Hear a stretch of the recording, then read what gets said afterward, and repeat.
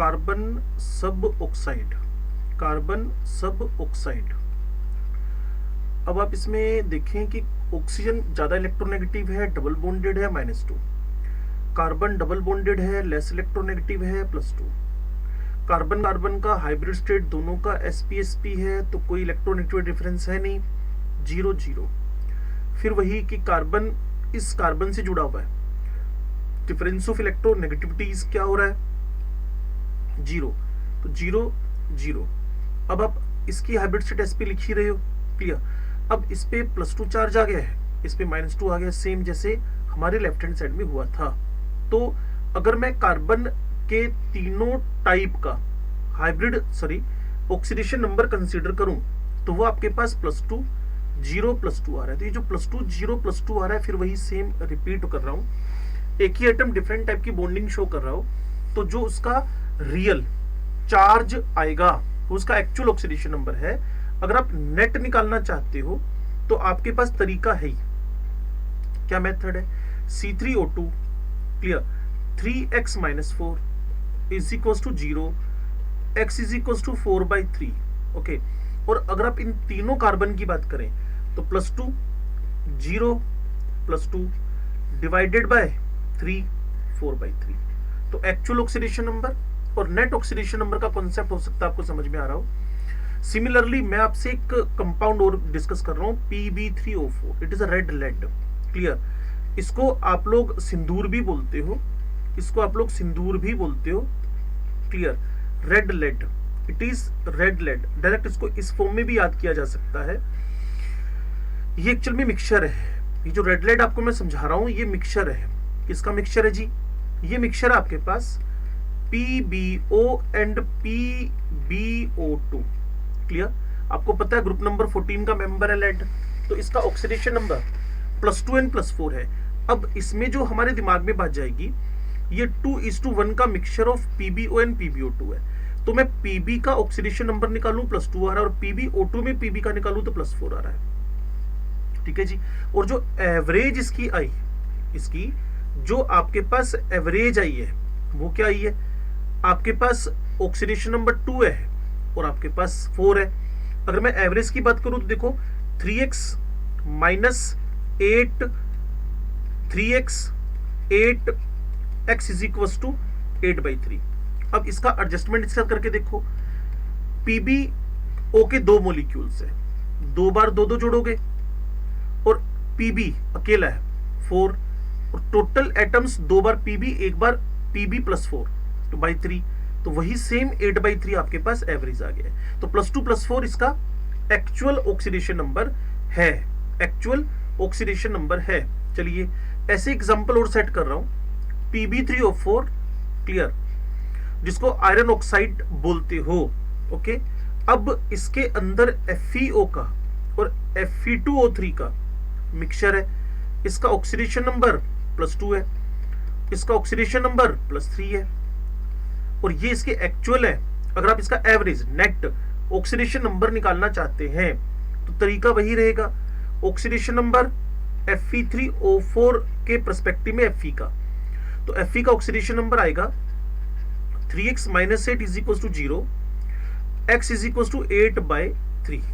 Okay, वही same 3 iron है आपके पास, और इसमें से 2 वाला एक ही है, 3 वाले 2 है, तो इन सबका सम 8 है, और टोटल आयरन आपके पास 3 है, तो आपके पास हो जाएगा 8/3।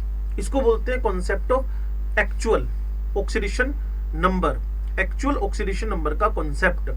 तो Br3O8, C3O2, Pb3O4, इसके अलावा आपने सीखा मेरे साथ लास्ट में आकर Fe3O4, ऐसे आप सीख सकते हैं Na2S4O6।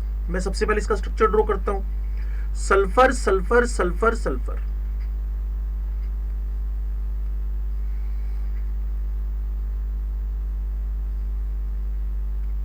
ठीक है जी। यहां मैंने इसका बॉन्डिंग शो किया, यहां ये डबल बॉन्ड O है, यहां भी डबल बॉन्ड O है, यहां आपने ONA लगा रखा है प्लस माइनस, यहां आपने ONA लगा रखा है, माइनस प्लस, ठीक है जी। अब इंडिविजुअल डिस्कशन करने चले। अब इसका +1 oxidation number without any exception, यहां 2 बार, एक सोडियम के साथ एक सल्फर के साथ, तो नेट आपके पास ऑक्सीजन का होएगा -2। सल्फर ऑक्सीजन में सिंगल कोवलेंट बॉन्ड है, तो सल्फर पे +1 आ गया, ऑक्सीजन पे -1 में ऑलरेडी लगा चुका हूं, या -2 +2, सिमिलरली -2 +2। तो ये वाला सल्फर जिसको मैं हाईलाइट कर रहा हूं और ये वाला सल्फर जिसको मैं हाईलाइट कर रहा हूं, दोनों सेम है, तो इस पे सम ऑफ ऑक्सीडेशन नंबर क्या हो रहा है, +5। तो वही सेम ऑक्सीडेशन नंबर यहां कॉपी हो जाएगा। ये -1 2 बार है, -1 मतलब -2 है, ये +1 है।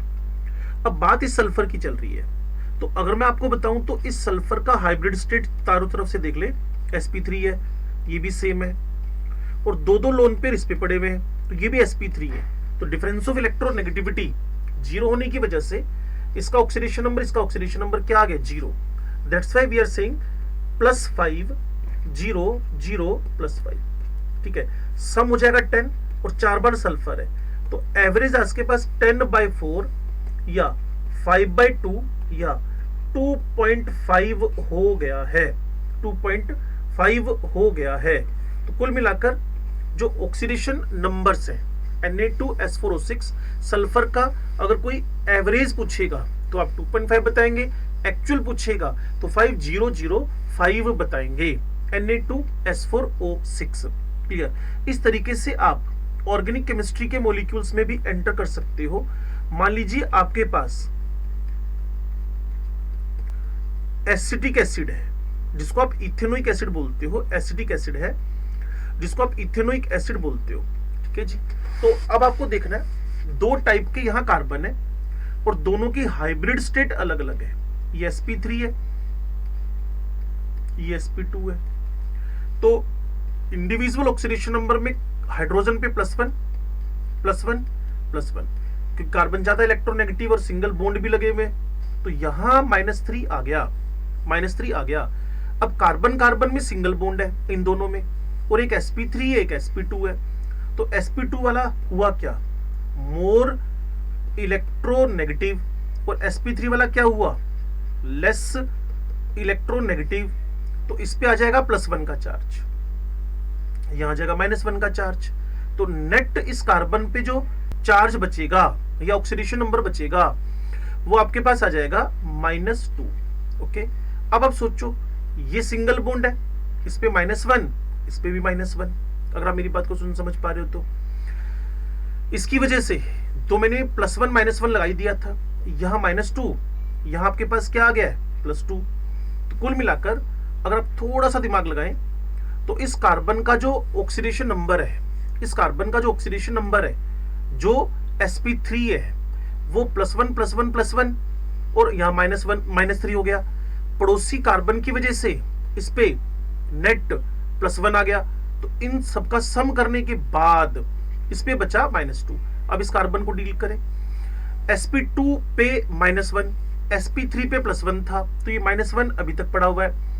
इसके पड़ोसी O की वजह से -1 और इसके साथ जुड़े हुए डबल बॉन्ड O की वजह से +2। तो नेट जब आप इसका ऑक्सीडेशन नंबर निकालेंगे वो क्या आ जाएगा, 0। तो -2 0।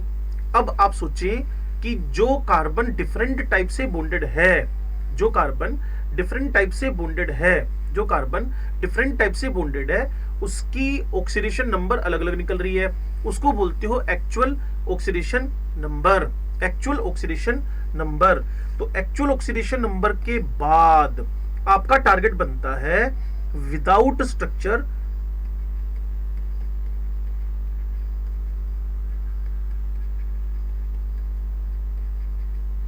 Without structure number of peroxide bonds and peroxy oxygens. बिना स्ट्रक्चर बनाए, तो सीखते हैं जी, बिना स्ट्रक्चर बनाए आपको परोक्सी लिंक और परोक्साइड बॉन्ड पता करने हैं। और शायद आपको पता हो कि ओ ओ बॉन्ड को हम लोग परोक्सी बॉन्ड बोलते हैं, पर ऑक्सी बॉन्ड बोलते हैं, परोक्सी बॉन्ड बोलते हैं। तो आइए शुरू करते हैं। सबसे पहले आपको स्टेप नंबर 1 उठाना है। जो स्टेप नंबर 1 है वो है calculate the oxidation number of the element considering oxygen as -2। आपको ऑक्सीडेशन नंबर कैलकुलेट करना है। Calculate oxidation number of the central atom considering oxygen as -2।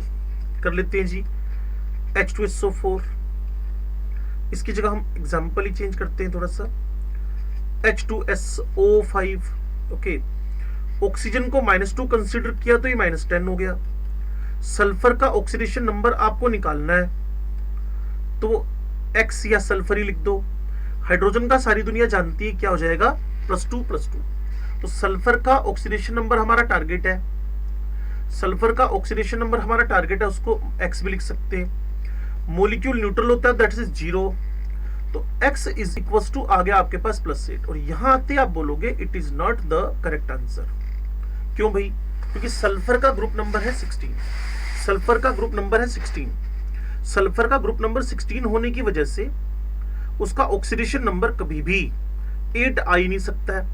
तो यहां आपके पास फिर ड्यूटी बनती है आपकी कि स्टेप नंबर 2 लिखो। फिर आप स्टेप नंबर 2 लिखो।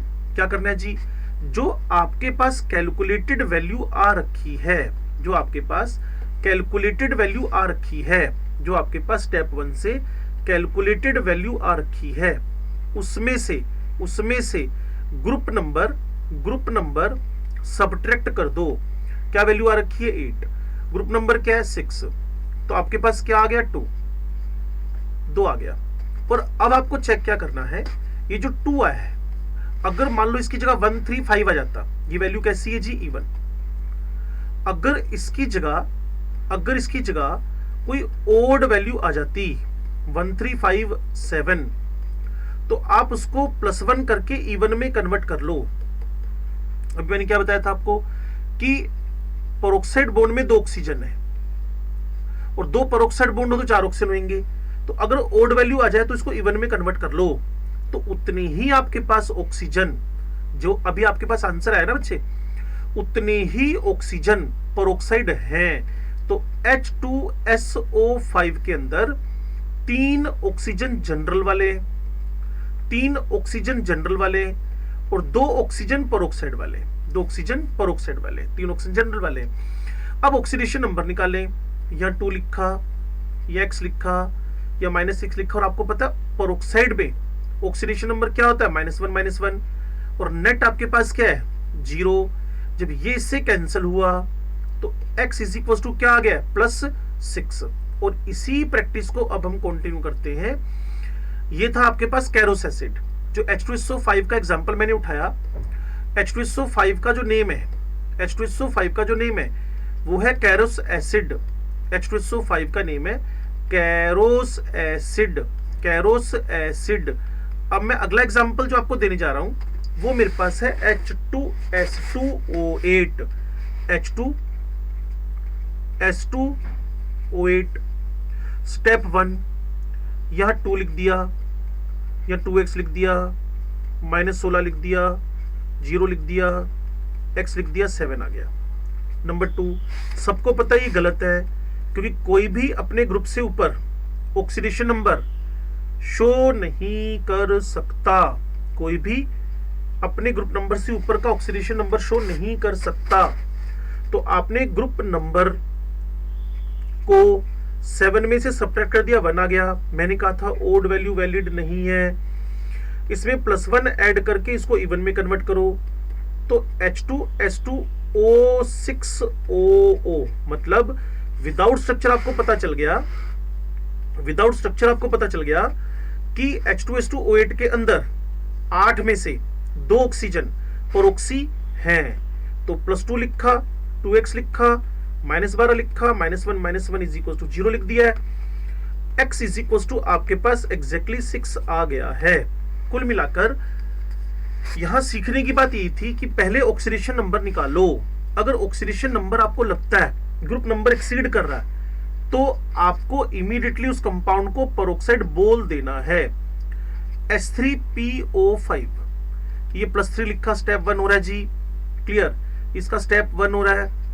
यहां आपने x लिख दिया, -10 लिख दिया, 0 हो गया, x = 7 आ गया। सबको पता है ये गलत आंसर है। तो अब मैंने जो बताया वो करो, ग्रुप नंबर को सब्ट्रैक्ट कर दो, 7 में से 2 आ गया।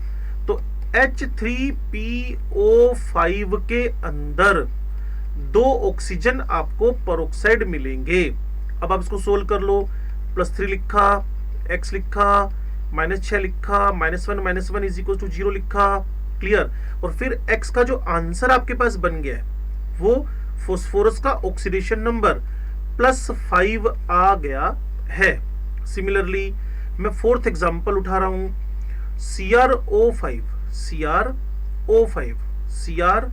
CrO5 मेरे पास अगला एग्जांपल है। बटरफ्लाई स्ट्रक्चर बनता है इसका, वो कैसे बनता है अभी समझ लेते हैं। तो पहला स्टेप उठाया जी, x = 10 आ गया, जो पॉसिबल ही नहीं है। और फिर आपने इस 10 में से क्रोमियम का ग्रुप नंबर 6b मतलब 6 सब्ट्रैक्ट कर दिया, 4 आ गया। तो आप सोचो 5 में से 4 ऑक्सीजन पेरोक्साइड है। आपको स्ट्रक्चर नहीं आता, जीरो बोदर, आपको स्ट्रक्चर नहीं पता, टेंशन मत लें। आपको स्ट्रक्चर नहीं पता, टेंशन मत लें। ये इसका बटरफ्लाई स्ट्रक्चर बन जाएगा। और ऑक्सीडेशन नंबर निकालना है, x लिखा, -2 लिखा, -1 4 बार लिखा, 0। तो x = आपके पास क्या आ गया है, +6। तो काम बड़ा आसान है, बढ़ते चले जाए, ढेरों एग्जाम्पल बनेंगे पेरोक्साइड बॉन्ड को आइडेंटिफाई करने के, क्लियर। KMNO4 यहां +1 है, यहां x है, यहां -8 है, x = 7 निकल आया। तो 0 बोदर्ड, क्योंकि अगर किसी का ऑक्सीडेशन नंबर 7 आ गया मैग्नीज, तो वो 7th B का मेंबर ऑलरेडी है और इसकी मैक्सिमम वैल्यू जो पॉसिबल है वो 7 हो सकती है। तो नाम इसका है पर मैग्नेट, बट इसमें पर बॉन्ड नहीं है, नो पेरोक्सी लिंक, इसमें पेरोक्साइड बॉन्ड नहीं है। ऐसे आपके पास एक पर आयोडिक एसिड, इसको देखकर आपको कंफ्यूजन हो सकता है कि पर आयोडिक एसिड में पर बॉन्ड है, लेकिन पर आयोडिक एसिड में पर बॉन्ड है या नहीं इसका पता कर लेते हैं जी। HiO4 लिखा, क्लियर, +1 लिखा, x लिखा, -8 लिखा, 0 लिख दिया, x = 7 आ गया। और iodine is a member of 7th A, that's why इसका ऑक्सीडेशन नंबर 7 एक्सीड नहीं किया है। नेम पर आयोडिक है but no peroxide link is here, no peroxide link is here, इसमें पेरोक्साइड लिंक नहीं है। जैसे पर मैग्नेट, अब इसी का एक दूसरा वर्जन बनता है जो पर मैग्नेट है ना बच्चों, वहां बुक्स वाले कई बार लिख के देते हैं पर मैग्निक एसिड, पर मैग्निक एसिड, तो बच्चों को लगता है पर वर्ड आ गया तो पक्का इसमें पर बॉन्ड होएगा। आपको बताया स्ट्रक्चर नहीं पता हो, क्लियर, तो टेंशन ना ले, आपको सिंपली मेरे वाले तरीके से चलना है। फर्स्ट एटोल आपको ऑक्सीडेशन नंबर ऑक्सीजन को -2 कंसीडर करके उठाना है। अगर वो अपना ग्रुप नंबर एक्सीड कर जाए तो पक्का वहां उस स्ट्रक्चर को आप पर बॉन्ड पर ऑक्सी लिंक कंटेनिंग मॉलिक्यूल बोलोगे। उसके बाद जो आपके पास पर ऑक्सी लिंक आए हैं, क्लियर, कई बार वहां आपको ये पेरोक्सी ऑक्सीजन आती है आपके पास, जो पेरोक्सी ऑक्सीजन है, जो पेरोक्सी ऑक्सीजन्स हैं, उसमें अगर आप 2 का डिवाइड मार दो तो आपके पास पर ऑक्सी लिंक आ जाते हैं, आपके पास पर ऑक्सी लिंक आ जाते हैं। पेरोक्साइड ऑक्सीजन निकली, मान लो 4 पेरोक्सी ऑक्सीजन निकली, जैसे CrO5 में था ना बच्चों, CrO5 में पेरोक्सी ऑक्सीजन कितनी निकली, 4, 2 का डिवाइड मारा तो 2 पेरोक्सी लिंक निकल आए। वो मैंने आपको बटरफ्लाई स्ट्रक्चर में बताया था कि इसमें 2 पेरोक्सी लिंक हैं बटरफ्लाई स्ट्रक्चर में। सिमिलर वे में एक कंपाउंड और है मेरे पास, क्लियर, वो है K3CrO8। ठीक है जी, K3CrO8, K3CrO8। ये +3 लिखा, X लिखा, -16 लिखा, 0 लिखा, +13 आ गया, जो किसी भी हालत में एक्सेप्टेबल नहीं है। तो इसका दूसरा स्टेप उठाएं आप, इस 13 में से ग्रुप नंबर 6 घटा दें, 7 आ गया। 7 इसका ओड नंबर है, +1 करके इसको इवन नंबर में कन्वर्ट कर लो। जितने भी ऑक्सीजन है सारे के सारे, जितने भी ऑक्सीजन है सारे के सारे पर ऑक्साइड है। क्लियर? तो ये ऑक्सीडेशन नंबर निकल रहा है +3x -8 0 x is equal to क्या हो गया है +5। ठीक है जी। वहां एक वेरी इंपॉर्टेंट और जनरल बात लिखने जा रहा हूं, वेरी इंपॉर्टेंट और जनरल बात लिखने जा रहा हूं। जब भी कभी पेरोक्साइड बॉन्ड आ जाए, जब भी कभी पेरोक्साइड बॉन्ड आ जाए, तो वहां 99.99% केस में जो ऑक्सीडेशन नंबर होएगा इक्वल्स टू ग्रुप नंबर ही आ रहा है, चाहे वो H2SO5 हो, चाहे वो H2SO5 हो, चाहे वो H2S2O8 हो, चाहे वो H3PO5 हो, चाहे वो CrO5 हो। क्लियर? ऐसे ढेरों एग्जांपल हमारे पास पड़े हुए हैं जहां पेरोक्साइड बॉन्ड है लेकिन मॉलिक्यूल फिर भी, जैसे HNO4 लिखोगे, HNO3 तो पर HNO3 तो नाइट्रिक एसिड है, और HNO4 पर नाइट्रिक एसिड है, पर नाइट्रिक एसिड है। तो मैक्सिमम केस में 99.99% केस में जो ऑक्सीडेशन नंबर निकलता है वो ग्रुप नंबर के बराबर ही निकलता है। ऑक्सीडेशन नंबर निकलता है वो आपके पास ग्रुप नंबर के बराबर निकलता है। बस ये मॉलिक्यूल ऐसा है K3CrO8 जिसके अंदर है तो ये पेरोक्साइड बॉन्ड, है तो ये पेरोक्साइड बॉन्ड, है तो ये पेरोक्साइड बॉन्ड, लेकिन फिर भी इसका ऑक्सीडेशन नंबर +5 निकल रहा है। तो आप ऑलवेज नहीं बोल सकते, जनरली बोल सकते हो कि ऐसा होता है कि जिसमें पेरोक्साइड बॉन्ड है उसमें सेंट्रल का ऑक्सीडेशन नंबर ग्रुप नंबर के बराबर होएगा, ग्रुप नंबर के बराबर होएगा, ग्रुप नंबर के बराबर होएगा। ठीक है जी।